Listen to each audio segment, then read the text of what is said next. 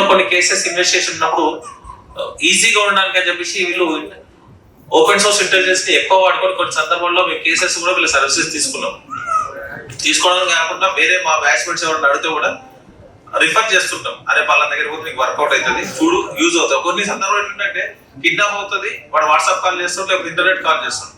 Procedure ప్రకారం కొంచెం పోవడం లేట్ అవుతుంది, కానీ ఓపెన్ సోర్స్ ఇంటెలిజెన్స్ ద్వారా కొన్ని వర్క్స్ చేయొచ్చు. ఎందుకంటే అక్కడ ఉన్న ఆఫీసర్ మెంటల్ గా ప్రెజర్ లో ఉంటాడు, టెన్షన్ ఉంటుంది, ఎట్లా దొరుకుతారు, కేసు ఎట్లా అవుతుంది. థర్డ్ పార్టీ సపోర్ట్ తీసుకున్నప్పుడు చాలా ఈజీగా అవుతుంది. ఇలాంటి కేసెస్ మన స్టేట్ లో కూడా ఏపీలో ఉన్నటువంటి కొన్ని పోలీస్ ఆఫీసర్స్ అంటే కూడా నేను సజెస్ట్ చేయడం జరిగింది. ముందు ఒకటి మనం మంచి ఉద్దేశంతో చేస్తూ పోతే ఖచ్చితంగా సక్సెస్ అవుతుంది.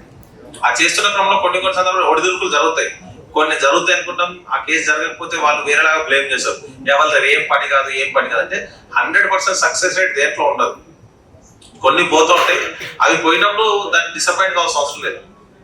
మన మైండ్ డిసప్పాయింట్ చేసుకొని పోవాల్సిన అవసరం లేదు. ఎందుకంటే శ్రీశ్రీ చెప్తాడు, నిప్పులు చెరుగుతూ నింగికి నెగిరితే, నిప్పులు చెరుగుతూ నింగికి నెగిరితే నిబిడాశ్చర్యంలో వీరు, నెత్తురు కక్కుతూ నేలకు నీరాలితే, నెత్తురు కక్కుతూ నేలకు నీరాలితే నిర్దాక్షణ్యంగా వీరు. సొసైటీ మనం ఎంత సక్సెస్ అయిపోతుంటే కూడా చూస్తుంది అంతే, అరే వీడు గ్రేట్ అంటారు. నీ అదృష్టం మంచిలేక చిన్న మిస్టేక్ కింద పడిపోతే అంతా నవ్వుతారు. నువ్వు పైకి వెళ్ళినప్పుడు ఎవరు సపోర్ట్ చేయడు, పైకి ఇవ్వడానికి పోవడానికి. కింద పడినప్పుడు ఎవరు చేయించి లేపడు. వాడి కోసం నువ్వు ఆలోచించాల్సిన అవసరం లేదు.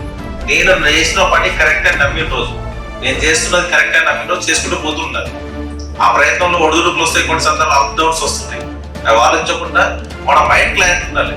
సంకల్పం సరైనదైతే ప్రకృతి కూడా మనకు సహకరిస్తుంది, సమాజం కూడా మనకు సహకరిస్తుంది. ఆ సహకారంతో మనం ముందుకు వెళ్ళడానికి ఆస్కారం.